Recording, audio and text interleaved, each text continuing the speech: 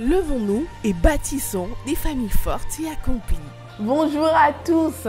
Bonjour et bienvenue à votre émission.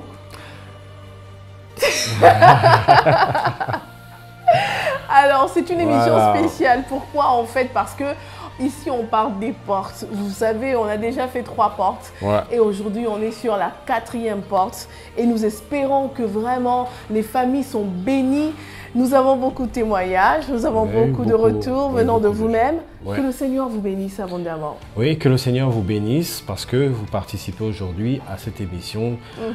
Levons-nous et bâtissons des familles fortes et accomplies. C'est justement au travers de la parole de Dieu que nous allons avoir le fondement et les instruments pour nous permettre véritablement de bâtir ensemble. Alors aujourd'hui, nous allons parler d'une porte. Une autre porte, c'est la porte, la 4e porte, c'est la porte des eaux. Voilà. La porte des eaux. Vous Vraiment les noter? eaux comme E-A-U-X. Donc, maïs en lingala. On était sur, on a parlé déjà de la porte de brebis, c'était la première porte. Oui. Ensuite la porte du fumier, et puis deuxième porte. Et puis la porte de... La porte donc de la source, 3e porte. Okay. Et puis la porte des eaux. C'est voilà. de ça qu'on parle aujourd'hui. Et nous espérons que les familles seront touchées aussi par cette porte, par ce qui se passe dedans, et que vous allez encore veiller un peu plus sur cette porte pour que vous puissiez vraiment conduire votre famille vers sa destinée. Voilà, donc aujourd'hui, nous allons véritablement essayer de comprendre qu'est-ce que Dieu voudrait que nous fassions.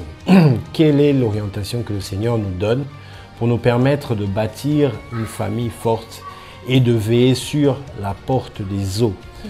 Alors nous prendrons un passage biblique qui va nous aider à avoir un ancrage véritablement dans la vérité afin que nous puissions être inspirés et qu'au travers de cette parole, nous soyons construits et que nous puissions construire. Voilà. Okay. Ézéchiel 36 à partir du verset 25 et suivant. La Bible dit: je répandrai sur vous une eau pure. Notez, une eau pure. Et vous serez purifiés. Je vous purifierai de toutes vos souillures et de toutes vos idoles.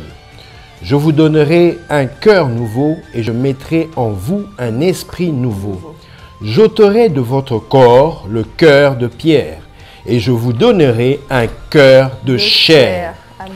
Je mettrai mon esprit en vous et je ferai en sorte que vous suiviez mes ordonnances et que vous observiez et pratiquiez mes lois. Amen. Amen. Donc ici, le Seigneur dit, il fera en sorte que vous puissiez suivre ces ordonnances, que nous puissions ensemble suivre ces ordonnances, observer et pratiquer ces lois.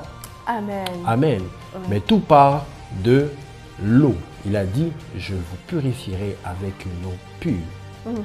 Donc, c'est la parole de Dieu, la parole pure, celle qui est la vie, celle qui engendre la vie, celle qui restaure les familles, Amen. celle qui lave de toute souillure, celle qui dépouille de toutes sortes de honte. Ouh. Il y a des familles qui ont traîné la honte depuis plusieurs années. À cause d'une situation, à cause des événements, il y a l'opprobre qui s'est attaché à la famille. Il y a l'ignominie qui s'est attachée à la famille. Mais le Seigneur promet qu'il va rebâtir sur des anciennes ruines. C'est-à-dire que ici, il est question de bâtir de nouveau. S'il y avait quelque chose qui était mauvais avant, le Seigneur ici dit, il vous purifiera. Donc il va enlever la honte, il va enlever cette partie du passé qui vous faisait tellement mal, qui vous disait, mais comment est-ce que nous allons faire? Nous venons d'une famille qui n'est pas renommée, nous venons d'une famille qui n'est pas riche, nous venons d'une famille qui n'est pas ceci, qui n'est pas cela. Je ne sais pas quel est le complexe, quelle est la partie que vous sentez qui vous manquait là, à votre famille, d'où vous venez, ou encore ce que vous êtes. Mais sachez que Dieu est tout pour vous. Et c'est pourquoi il nous donne cette opportunité de pouvoir puiser, nous inspirer de sa parole, afin de nous remplir de lui, de nous remplir de tout ce qu'il faut, afin que vous et votre épouse, vous et vos enfants, puissiez être renouvelés par la puissance de Dieu et par le renouvellement de l'intelligence afin que désormais, chaque pensée, chaque action, chaque parole que vous allez faire puisse porter du fruit. Amen. Un fruit de développement, un fruit qui va emmener la progression dans la famille et plus jamais la honte. Amen, amen, amen. Alors, je suis contente en fait de ce que tu as dit. C'est une belle promesse que le Seigneur avait faite justement dans Ézéchiel. Exactement. Cette promesse que Christ est venu matérialiser parce qu'aujourd'hui, il est possible de vivre vraiment ces choses. Alors, nous disons en fait que aujourd'hui, c'est possible. Quand on parle de purification, souvent on voit juste en fait la partie où, ok, on a abandonné le péché, parce qu'en fait, on en a parlé quand on a parlé de la porte de brebis, c'est-à-dire que là, tu as reçu le Seigneur Jésus-Christ. Ensuite, tu passes par la porte du fumier, là où en fait, il te fait passer par le brisement, là où il enlève justement tout ce qui est toutes les scories en fait du monde. Et ensuite, tu passes par la porte de source, il te connecte au Saint-Esprit. Mais beaucoup se limitent là, attention, ce n'est pas tout ça. En fait, si vous êtes limité là, c'est que vous n'avez pas encore progressé, vous n'avez pas encore fait le tour, vous n'avez pas encore progressé avec le Seigneur, ce n'est pas encore très stable pour vous. Exactement. Parce que beaucoup se limitent en fait. Dans la partie où j'ai reçu le Saint-Esprit, je suis contente, ok, c'est bon. Mais le Seigneur vous dit que je peux même appeler ça la sécurité dans le Seigneur. Ça veut dire que il faudrait aller sur la porte des eaux. C'est là où, quand il parle de purification, ça veut dire c'est quelque chose en fait de solide, de plus solide. Ce n'est pas juste en fait les manifestations de temps en temps du Saint-Esprit. Ce n'est pas juste en fait une onction qui te prend de temps en temps et qui te fait tomber. Non, ce n'est pas juste que non, j'ai reçu le Seigneur, je vais bien, mais ça veut dire tu es dans l'effectivité. Alors, dans l'effectivité, ça signifie quoi? Le Saint-Esprit, quand il est en toi, il te capacite pour que tu arrives à recevoir la parole de Dieu, à lui obéir, donc à ce que le Seigneur dit, à faire ce qu'il demande. Mais que cela ne soit pas juste de temps en temps, mais cela se fait de manière permanente. Cela devient ton style de vie. Cela devient ta vie. Exactement. Donc, on ne dissocie plus toi et Dieu. Toi et Dieu, vous faites un. Toi et Dieu, parce que là, il a dit lui-même, il viendra le faire en toi. Exactement. Donc, il vient, il entre dans toi et tu deviens lui. Amen. Lui, il dirige tes membres, lui, il dirige tes jambes, il dirige, en fait, tout ce que tu es, ton système de pensée, il dirige ton cœur. Mais épouser un homme comme ça, épouser une femme comme ça, c'est le pur bonheur. Le pur bonheur parce que cette femme-là, elle devient carrément le visage de Dieu pour toi. Exactement. Cet homme-là devient le visage de Dieu pour toi, maman. Exactement. Ça veut dire qu'on a vraiment des très bonnes choses dans le Seigneur que nous pouvons vraiment avoir, prendre, travailler. Et donc, Eden, on en parlait, quand on parlait de cette histoire, on parlait en fait aussi du cycle de quand en fait tu vas auprès du Seigneur, ce qu'il fait en toi. Oui, en effet, ce cycle ne s'arrête pas par le fait d'un simple contact.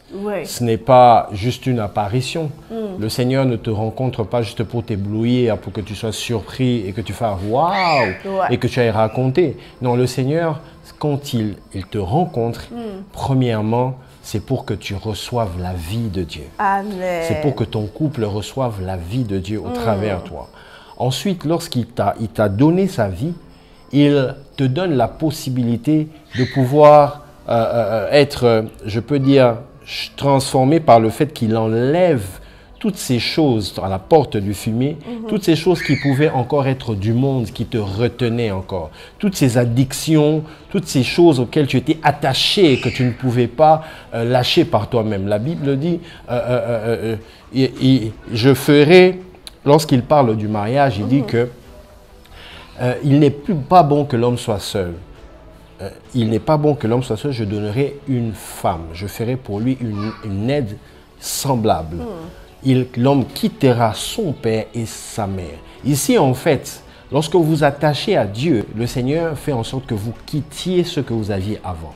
Vous quittiez la vie de péché. Vous quittiez cette nature de Adam. Définitivement. Définitivement. Alors c'est comme ça, donc Ézéchiel 36, il dit que j'ôterai de votre corps le cœur de pierre. Je mettrai en vous un cœur de chair. Je mettrai en vous un cœur nouveau et je mettrai en vous un esprit nouveau. Donc, il va changer votre intérieur. Amen. Il va changer toute votre façon de penser. Votre âme sera renouvelée. Votre esprit sera vivifié, visité. Et de cette manière-là, vous verrez que même votre couple, votre façon de marcher ensemble, votre façon de conduire votre couple, votre façon de faire les choses ensemble, sera encore une plus grande portée. Amen. L'impact de chacune de vos actions communes sera différent. Parce que Dieu est là avec vous. Dieu est en train de travailler en vous. Amen. Et ça va se voir. Personne ne peut prendre une lampe et la cacher en dessous de la table. L'œuvre du Seigneur se verra toujours. Et ce que le Seigneur fait à l'intérieur, laissez-le faire. Il ne faudrait pas s'opposer. C'est comme ça qu'à la porte des eaux, on parle beaucoup plus de l'obéissance. Il dit, je ferai en sorte que vous puissiez observer et mettre en pratique. Amen. Donc, c'est-à-dire, lui-même, il mettra en vous le vouloir et le faire. Il mettra en vous l'obéissance nécessaire pour que vous mettiez en pratique sa parole, pour que vous aimiez sa parole. Amen. Beaucoup de gens ne font pas cette prière. Seigneur, donne-moi l'amour de ta parole, que j'aime ta parole, que je médite ta parole. Beaucoup de gens ne désirent pas ça parce que peut-être qu'ils ne savent pas qu'il faut le faire. Ce n'est pas automatique. C'est-à-dire que en fait, il faut s'exposer. Comme on dit, il faut s'exposer à la croix, s'exposer à l'œuvre de la croix. Il faut aller vers la parole, parce que la parole, c'est la lumière. Et lorsque tu t'exposes à la lumière, tous les ténèbres, toute l'ignorance qui était en toi ou autour de toi disparaissent. Amen. Disparaissent. Le couple a besoin de la lumière. Le couple a besoin de la connaissance. Vous pouvez être marié aujourd'hui, mais vous avez besoin d'être éduqué. Vous avez besoin d'être enseigné sur le mariage afin de pouvoir bien mener et bien vivre le mariage. Parce que toute chose que l'on fait sans suivre les principes, ces principes-là vont vous briser. Juste un exemple. Monter du haut d'un immeuble, n'importe lequel, dans votre pays, là où vous êtes, et puis sauter. Si vous sautez, vous allez voir qu'il y a une chose qui va se faire. C'est que le principe que l'on appelle la pesanteur va vous tirer vers le bas. Même si vous parlez en langue, même si vous faites des miracles. Mais puisque ce principe-là, Dieu l'a établi et que vous ne le respectez pas, vous n'obéissez pas à ce principe va vous briser. C'est pourquoi il est mieux de s'allier au principe de Dieu. Exactement. Ça va vous faciliter la vie, vous faciliter le bonheur, vous faciliter le fait d'accéder à la joie, à la paix que le Seigneur a prévue pour vous et pour votre couple. Amen. Alors quand tu parles d'ôter, Eden, il y a quelque chose qui me vient à l'esprit tout de suite, c'est le processus d'ôter, comme c'est un processus que le Seigneur lance lui-même, et parce qu'il dit que c'est lui-même qui le fera, ça peut prendre autant de temps chez vous. Vous savez, Eden, ça me rappelle en fait à l'époque où, dans le domaine du travail, le Seigneur m'a beaucoup visité. Mais il m'a visité, maintenant que j'y pense, mais ça date de longtemps. C'est depuis genre 2011, 2010. C'est dans le domaine de l'emploi. Il m'a tiré là, il m'a emmené là et il a commencé à me parler pour me dire « Tu dois arrêter ce que tu es en train de faire et me suivre. » Ça a été difficile pour moi. Et puis j'ai arrêté, je l'ai écouté, je suis allée encore là où il m'envoyait, il m'emmenait. En fait, ce que je voulais dire c'est, mais il y a encore quelques années, vous imaginez, je vous dis que ça a commencé autour de 2010, mais c'est vraiment, ça a été effectif, genre en 2000, je dirais 17-18, là où j'ai entendu clairement le Seigneur me dire, maintenant tu vas bosser pour moi. Il a commencé ce travail quand? Amen. 2010. Et donc en 2017, c'est-à-dire que ce processus-là a pris à peu près 7 ans jusqu'à ce que je comprenne pleinement ce qu'il attendait de moi. Jusqu'à ce que je me dise, mais tiens, ok, là je vais vraiment travailler pour lui, c'est lui mon boss. Obéir. Et ça a juste changé aussi ma manière de travailler. Amen. Alors ce que je voulais dire, c'est dans votre couple aussi, le processus... Ce processus-là, souvent en fait, quand on se met à marcher avec le Seigneur, on est tellement pressé de témoigner comme les autres. Tellement pressé, please God, je voudrais arriver à parler, à dire aussi aux gens, oui, Dieu m'a parlé, Dieu m'a... Parce qu'il ne parle qu'aux autres, pas à moi. Mais je sais de vous dire, c'est que vous n'êtes pas les autres. Exactement. Là où vous êtes, là d'où Dieu vous tire, c'est différent de là où étaient les autres. Exactement. Donc, vous avez votre histoire à vous, à raconter avec le Seigneur. Cette histoire-là ne doit pas juste être une histoire que les gens voient, mais ça doit être une histoire que vous construisez à l'intérieur avec le Seigneur. Et cette histoire-là, je vous assure, peu importe le temps que ça prend, plus d'ailleurs ça prend du temps. Mieux c'est parce que le grand Dieu est en train de travailler en vous, il met la parole de Dieu, il enlève tout ce qui est du malin. On cherchait un exemple à vous donner par rapport à cette histoire. On s'est dit, mais tiens, on va essayer de prendre un petit peu, juste un exemple qui se passe, ça peut se passer en fait dans les couples. Exactement. Ces jours-ci, c'est courant si, genre, quelqu'un qui se réveille un matin et puis qui décide en fait de balancer un sextape en fait dans les réseaux sociaux. Vous êtes un couple. Exactement. Comment vous savez que celui-ci est passé par la porte des eaux? Mon mari est passé par la porte des eaux ou pas encore passé par la porte des eaux. Et là, c'est le scénario en fait qu'on va décrire. Exactement. En fait, la porte des eaux, je crois qu'on passe par là, mais on revient souvent par là. Oui. Parce que c'est une porte. Souvent dans les portes. C'est une porte qui nous emmène en fait à grandir dans le Seigneur. Voilà. Je crois que la croissance dans le Seigneur, que ce soit pour le mari ou pour la femme, et même pour le couple, passe par l'obéissance à Dieu. Je crois que ce qui a manqué aussi à Adam et à Ève, c'était de demeurer dans l'obéissance. Ils ont chuté parce que ils ont manqué à demeurer dans l'obéissance. Donc ici, quand on voit par exemple un couple qui est exposé de manière brusque, vous n'aviez pas voulu, vous n'aviez pas cherché. Sur votre téléphone ou sur un device quelconque, il y a quelque chose qui arrive brusquement, c'est une vidéo, c'est une image de nu. Quelle est la réaction du mari que vous êtes? Quelle est la réaction de la femme que vous êtes dans le couple? Alors, c'est là que, en fait, va apparaître le niveau de la nature de Dieu en vous. Avez-vous eu un niveau, c'est-à-dire la nature de Dieu est pleinement en vous, ou il y a encore une pesanteur du monde qui est à l'intérieur qui va faire en sorte que vous appréciez cette image, vous puissiez réagir positivement à cette image? Normalement, lorsque vous êtes déjà acquis au Seigneur, vous avez donné votre vie au Seigneur, vous êtes consacré à Dieu et que vous continuez à marcher dans l'obéissance, la Bible nous dit qu'il ne faudrait pas regarder la nudité de ton frère ou de ta sœur.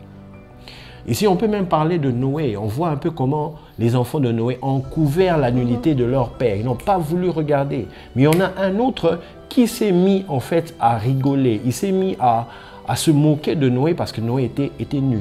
Donc ça veut dire qu'il a eu une mauvaise réaction par rapport à ça.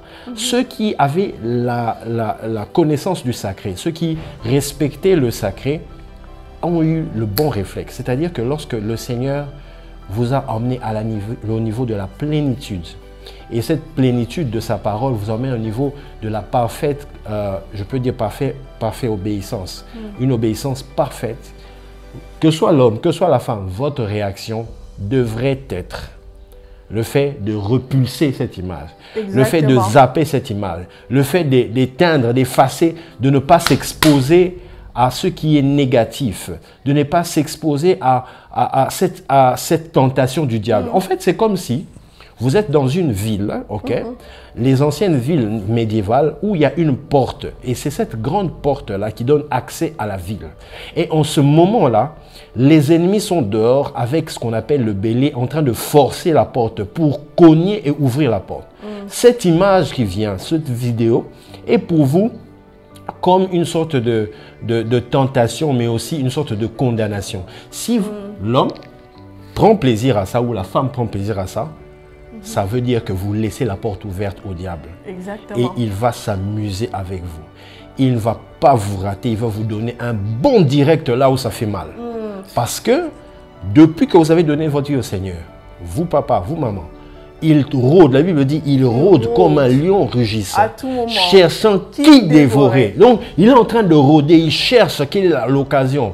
Donc, c'est-à-dire que c'est votre réaction qui va déterminer si vous allez continuer à construire votre couple ou vous allez le détruire de vos propres mains. Exactement. Donc, si vous réagissez avec plaisir dans ces choses du monde, avec plaisir dans cette dimension que Dieu a reprouvée, qui est contre le principe du royaume, vous allez directement laisser le champ libre à l'ennemi pour vous frapper là où ça va vous faire mal. Vous n'allez peut-être pas le voir en ce moment-là. Oh, c'était juste un moment. C'était juste un moment, on a juste regardé. C'était plaisant, on a rigolé et puis c'est passé. Bien, tu vois, en fait, il y a une histoire, il y a quelque chose, en fait, c'est pas...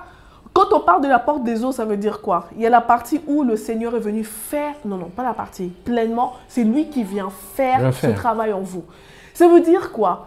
Et le péché et les dérivés du péché, parce qu'il y a le péché qu'on a cité et les semblables. Et les semblables, les choses semblables. Voilà. Donc, les choses qui sont dérivées avec la modernisation dérivée. Et c'est-à-dire que vous ne voyez pas de premier coup que c'est un péché, mais avec la dérivation, avec le temps et la modernisation des techniques de communication, des techniques je peux dire même de déplacement, ce qui fait que vous ne voyez pas que c'est un péché. Et je vais vous dire, Eden, je veux dire ceci par rapport au sextape par exemple.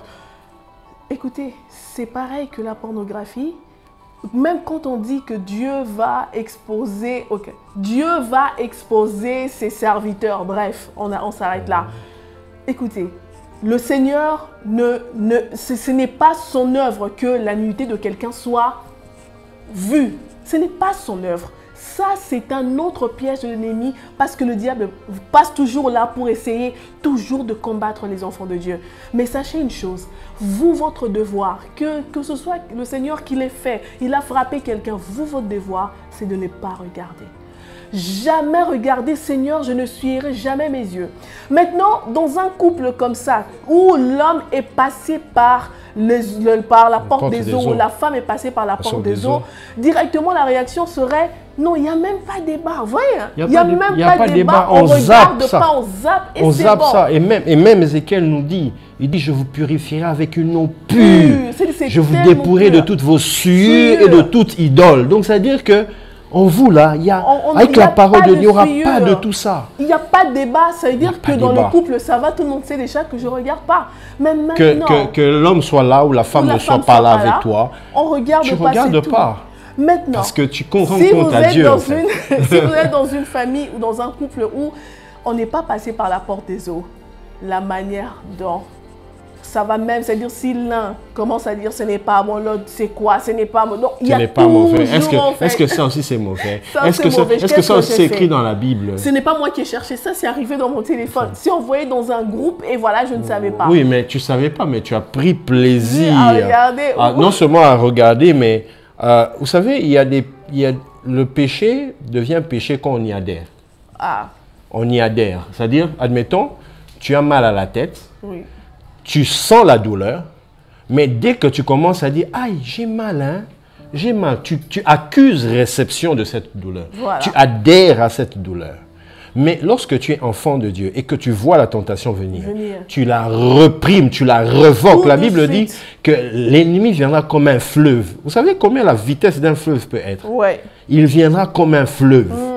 Mais le Saint-Esprit. Donc, il faut faire une amitié, une collaboration parfaite avec le Saint-Esprit qui vous dise en ce moment, utilise cette arme de la parole. Amen. Reprime cette chose que tu vois. Repousse cela avec le bouclier de la foi. Frappe avec l'épée de l'Esprit. Donc, il va t'orienter afin que ces ennemis qui sont venus par un seul chemin soient boutés dehors par 7 chemins. Mais tout cela, c'est dans une connexion permanente avec le Saint-Esprit que tu as eu à la porte de la source et une parfaite, en fait, je peux dire imparfait d'abondant Ouais.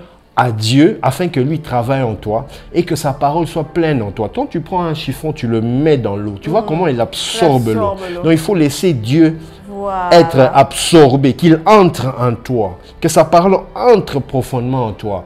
Hein, papa, fais-le. Et fais-le aussi pour que ta femme puisse... Fais le plein, quoi. Oui, fais le plein. Mais aussi, il faut s'entraider. Il faudrait que... faire en sorte que l'homme et la femme puissent avoir le même niveau spirituel. Ça crée une certaine harmonie. Hein. Il fera en sorte que vous puissiez suivre ces ordonnances, que nous puissions ensemble suivre ces ordonnances, observer et pratiquer ces lois. Ça permet en fait que lorsque vous avez un ennemi, puisque vous connaissez déjà comment vous fonctionnez, même si l'un n'est pas là, mais il est face à l'ennemi, c'est qu'on ne m'attaque pas moi, on est en train d'attaquer la famille. Exactement. Et quand on attaque la famille, voilà comment est-ce que nous réagissons. Nous ne réagissons pas comme le monde, nous allons réagir avec la manière de Dieu. Voilà, avec les armes du royaume des cieux. Et Eden, je voulais aussi préciser une chose, c'est que il y a une dame qui me racontait en fait une histoire, c'est que elle disait, dans mon couple, ces jours-ci, ce que je n'ai pas compris, c'est avec mon mari, ça ne marche pas. Ça ne se passe pas bien, il rentre tard, on s'entend pas très bien, on se fait que se disputer, lui et moi. Mais seulement, quand je suis au bureau, les collègues me prennent genre dans leur véhicule et puis au moment où il faut rentrer à la maison, mais je me sens tellement bien dedans parce que tu as l'attention, je sais que beaucoup de femmes se reconnaissent parce que on va se le dire, le mariage, en fait, beaucoup de mariages ne marchent pas vraiment et donc chacun maintenant trouve son réconfort ailleurs.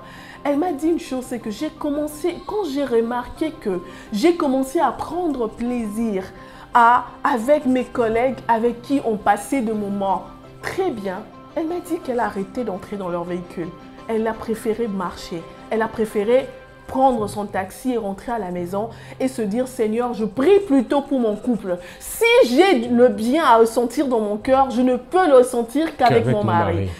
Ça, c'est l'exemple typique d'une personne qui est passée par la porte des eaux. Exactement. Ça fait mal quand le péché essaie d'entrer là. Ça fait mal directement, le Saint-Esprit te réveille. Directement, tu as l'impression d'avoir taché ta robe et tu te dis, je vais la laver. Ça, c'est la porte la porte des eaux. Papa, maman, vous cherchez, je sais que beaucoup de femmes, quand elles nous contactent, beaucoup d'hommes, quand ils nous contactent, cherchent la paix dans le mariage, cherchent le bonheur dans le mariage, cherchent la sécurité, cherchent le confort. Ils se disent, mais comment on va faire pour être épanoui? Épanoui, et comment on va faire pour pouvoir réussir face à tant d'attaques? Parce que vous allez, en ce moment, en fait, chérie, c'est que c'est comme une guerre qui est non conventionnelle, où les fronts se déplacent à chaque moment.